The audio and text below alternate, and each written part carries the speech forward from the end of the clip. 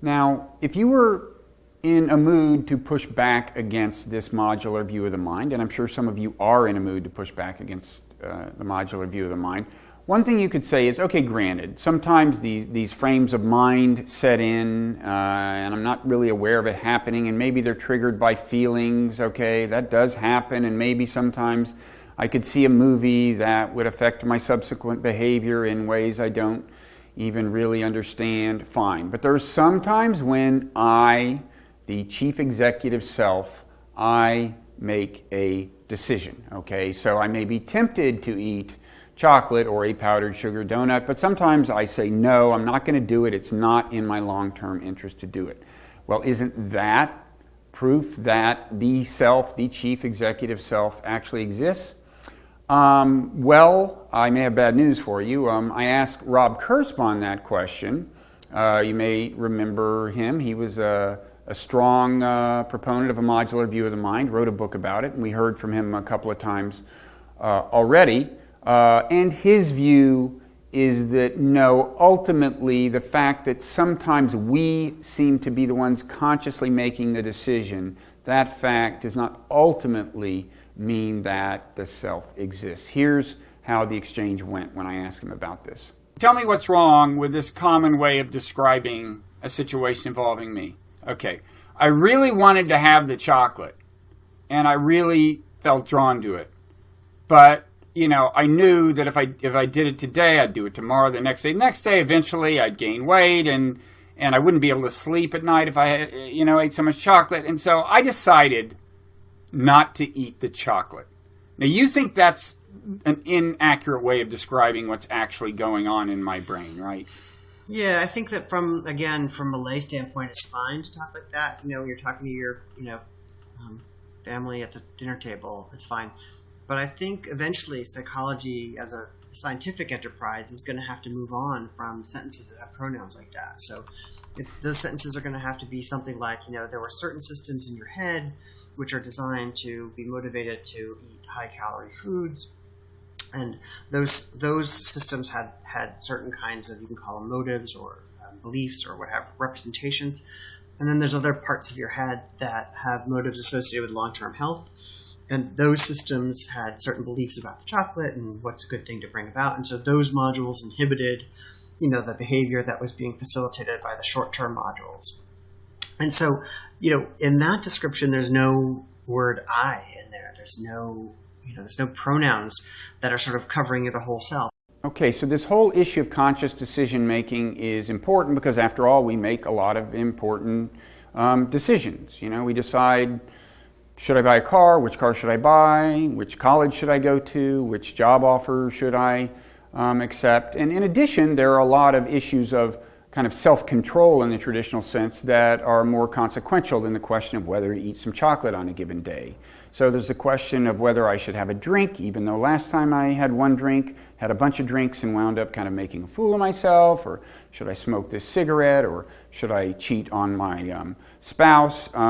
These are really important questions. It would be nice to know, can this thing that feels like the reasonable me make decisions, or at any rate, is there some sense in which reason can enter the equation, the process by which decisions are made? And is it possible that meditation can empower reason, can magnify the role of reason in these decisions? So this whole thing is worth grappling with. Now, one question I asked Rob Kurzban is, if really, as you say, this all boils down to just kind of modules fighting it out and the more powerful module winning, then why do we have to go through this whole ritual of listening to the reasons on both sides of whether you eat the chocolate or whether you do anything else? Is that just kind of for show or what? And he had two answers, kind of two somewhat conjectural explanations. They're both very interesting. First of all, he said, well, it makes sense that reason would play a role in here. It makes sense that natural selection would design the brain so that when the module that is kind of concerned with long-term health or long-term interests comes up with a reason, on its side of the argument. If the reason makes sense, if there's merit to it, then sure, that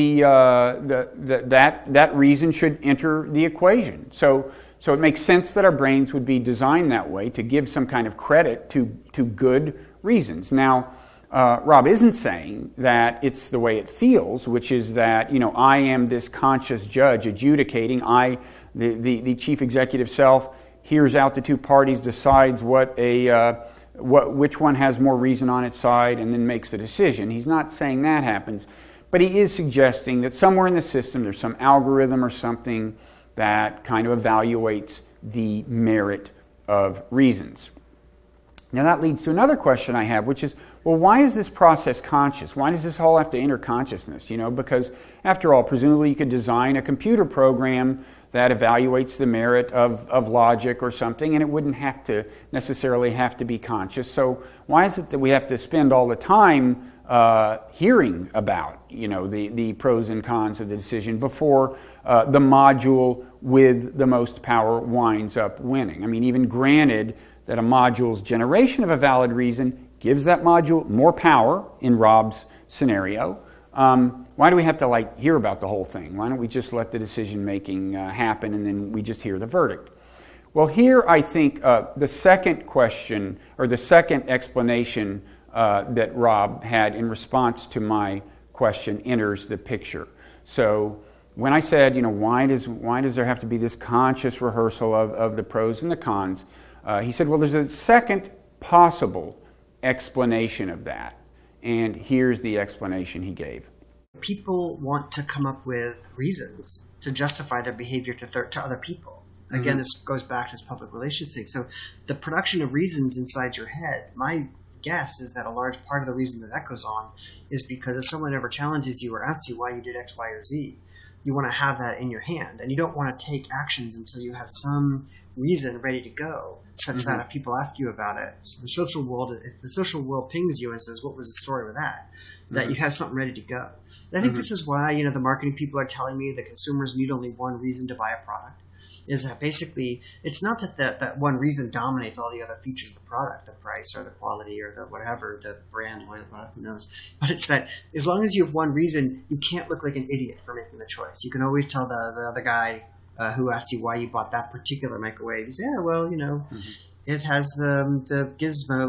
So the idea here is that one reason we go through this rehearsal of reasons is so that we'll be prepared to give reasons for our behavior if we're challenged.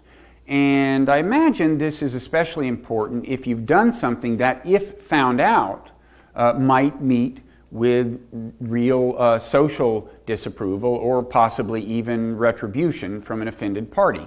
So, for example, if you're having an extramarital affair, now the way you might think of this in modular terms, the decision of whether to have one would be, there's a module that seeks short-term sexual gratification, then there's a module that's concerned about your long-term reputation or is concerned about eventual retaliation, and they're both coming up with reasons for their position.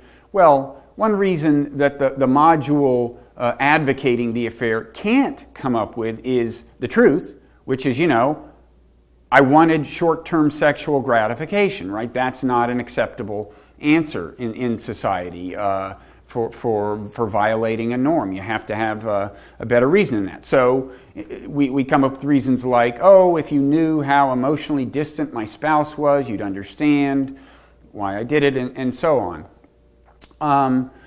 And this explains why these reasons would be rehearsed consciously, right? If the purpose of the reasons is to be shared with others in the event that we have to give reasons, then it makes sense that it would be the conscious mind that observes and rehearses these reasons, because after all, it seems to be the conscious mind that does the communicating with other people. So the idea here is, an analogy, I guess, would be, suppose there's a corporation, and instead of two contending modules, you have two contending vice presidents. They have very different ideas about strategies, about what they want to do on a particular issue. And so they go to the office of the public relations director, and they each give the reasons that they have for advocating their position. And a lot of the point of this exercise, it's not that the PR director is necessarily going to declare a winner, but rather he or she is just kind of hearing the reasons so that they'll be prepared to share the reasons with the world when the time comes. Now, on the other hand, this does suggest a second way that reason could matter. Because, after all, if the policy that one vice president is advocating is going to lead to huge blowback, and the reason that the vice president is giving for it just is not going to carry the day out there with the public, then that counts against the argument that the vice president is making. So you can imagine this PR director saying, no, I'm sorry, that one is just not going to fly. If you don't have a better reason than that we can publicize after we do this, then that counts against the argument that we should do that. So in theory, there could be two separate senses in which reason matters. First of all, as Rob Kurzban suggested, you would expect the brain to be designed such that it pays attention when there are good reasons that it's not in your long-term self-interest to do something. And secondly, to the extent that the reasons you would give people to justify something controversial you've done are not going to fly, are not going to be accepted, then that too counts against kind of the module that is advocating that particular course of action. Okay, so reason can matter, but on the other hand, with certain issues of self-control, in particular true addictions, reason seems to play a less and less prominent role as time goes on. You may deliberate earnestly before you start drinking, and then later develop a drinking problem, and as you become an alcoholic, you kind of skip the deliberation issue. You just drink. You may have a standard rationale for doing what you do, but the time for actual reason to enter the equation kind of seems to pass, or with any addiction, with heroin addiction or whatever. So it seems as if modules, in a sense, gain more power with victory. So the module that's advocating doing this thing that may lead to short-term gratification, it seems to get stronger as it kind of wins victory after victory. Your grandmother may have said, be careful about succumbing to temptation that first time, because it's going to get harder to resist thereafter, harder and harder and harder. Well, that actually is the way the system seems to work. And one question is, why is it designed that way? Why is it that modules are given more power with victory? I mean, you could imagine a system where they just take turns, and the deal is, well, this module won last time, the short-term gratification module. Now the more responsible, far-seeing module is going to get to win this time around. But that's not the way it works. Now, why is that? Well, my own pet theory is that actually this is kind of a logical way for natural selection to have designed a modular system of motivation.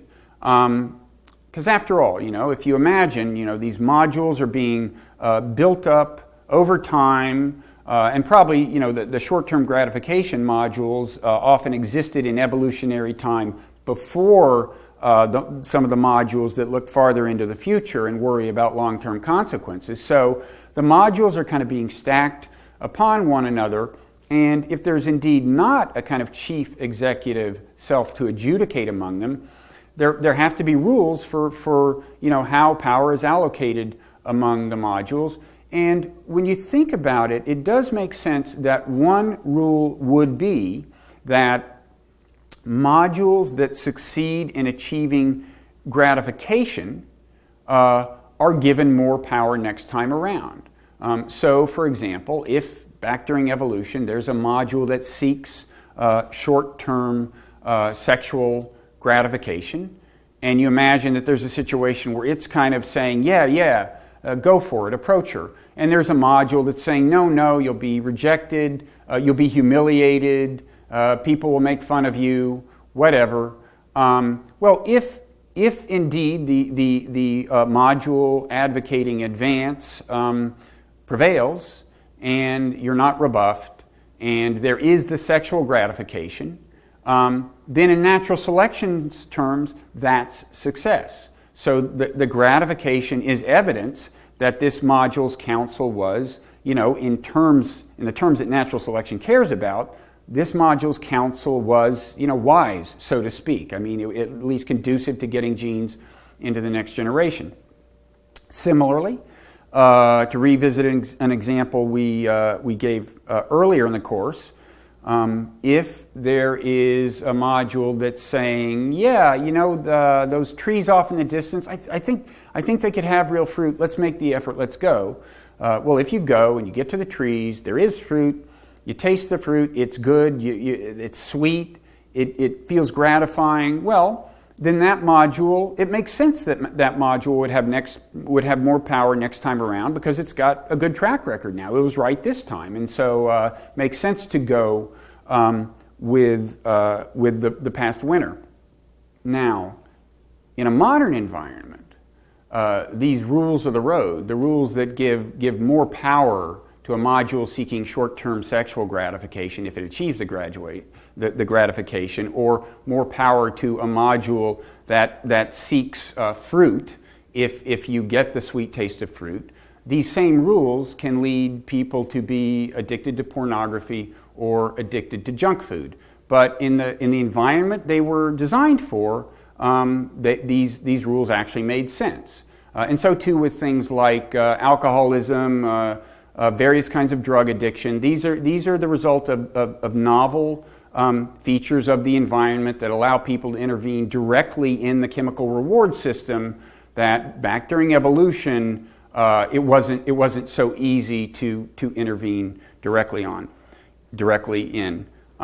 So all of this drives home that self-control can be a very important question, and raises a question of how can we achieve it, and can meditation, in particular mindfulness meditation, play a role in helping us get the system under better control? Well, there's somebody who has really looked into that, and it's somebody we've already seen, Judson Brewer, who, as you may recall, did an important study, brain scan study, showing that the default mode network does get quieter during meditation. It turns out he also does work using mindfulness meditation to help people overcome chemical addictions such as smoking. And Judd Brewer recently explained to me, how this works. You get them to view the craving differently. Is that the key? Yes. So we use an acronym, with smokers in particular, we use this acronym RAIN, where they have to recognize what craving feels like. They have to allow it to be there. So often we push away unpleasant things, and craving's unpleasant, so we try to push it away.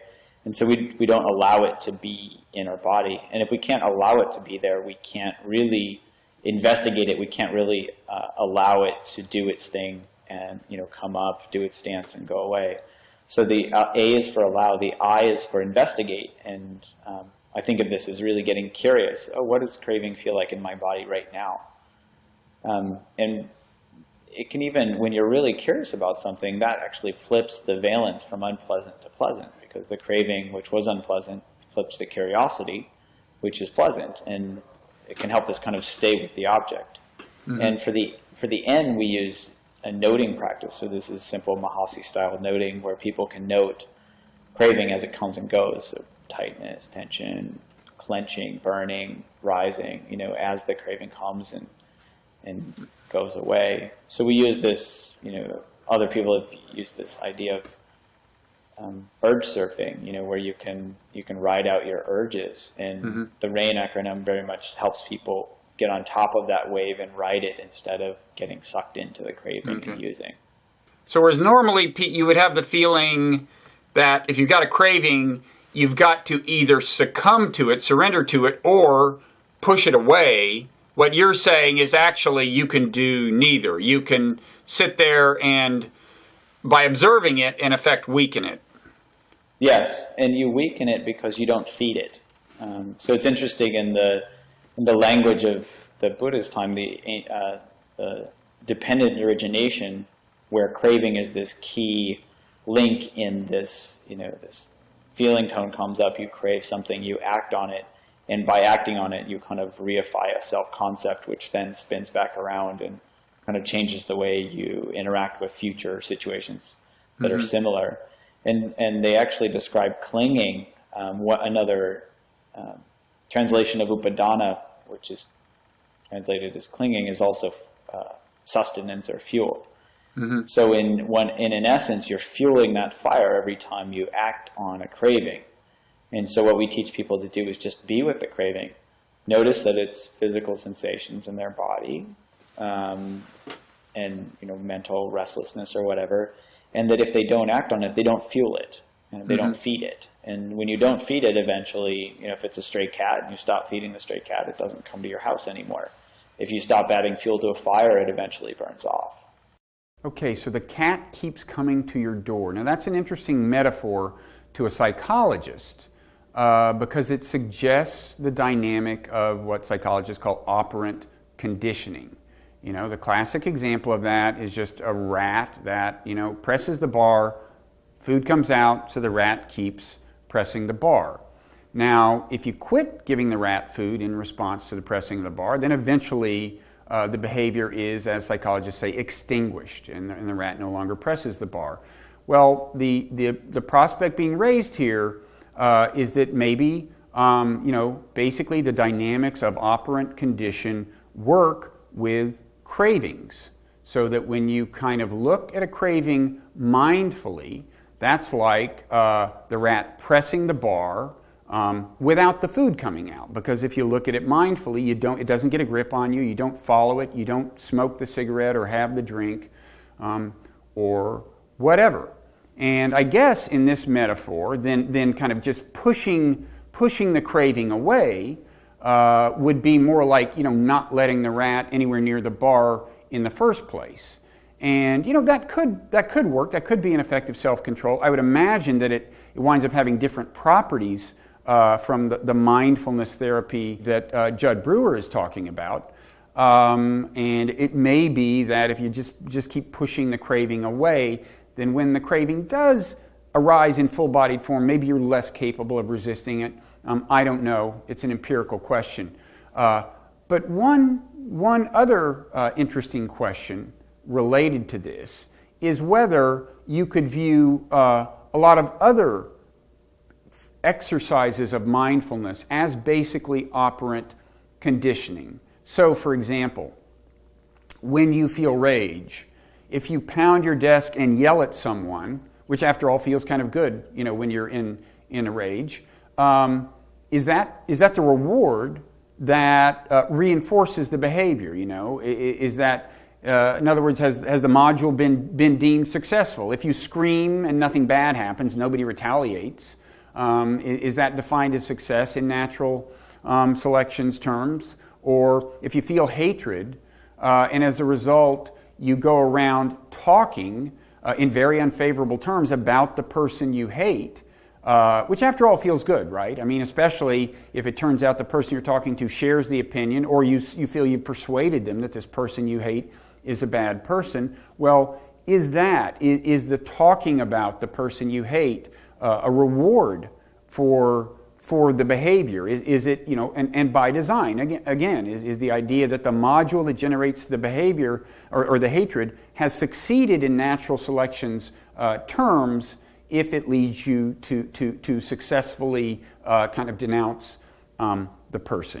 That, to me, is a very interesting question. It's a speculative question for sure, but I do think it's possible that yes, it makes sense to think of modules in a not quite literal sense as kind of organisms that operate according to the principles of operant conditioning, and to think that when we exercise mindfulness, we may have the ability to alter their behavior via the principles of operant conditioning, so that when we look at a feeling like hatred or rage mindfully, and so it doesn't translate into the behavior that it would normally translate into, then we are draining the kind of long-term power from that module, rather than letting it amass more and more power.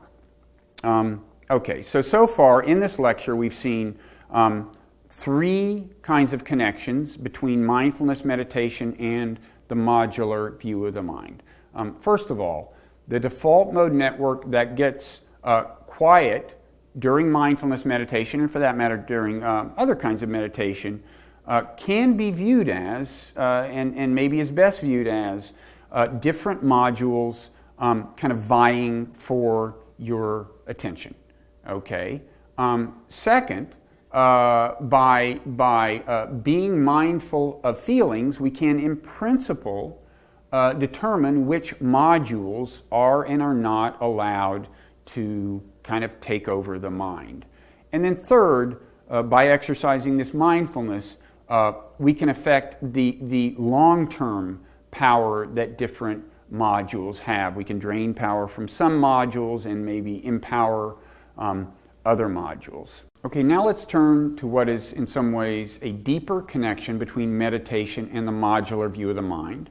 In the final segment of this lecture, we're going to hear from some people who have had meditative experiences that convince them that the self does not exist. And we're going to look at those experiences in light of the modular view of the mind and see if that tells us anything about what's going on in their minds when they have these experiences, and even whether these are kind of valid experiences of insight.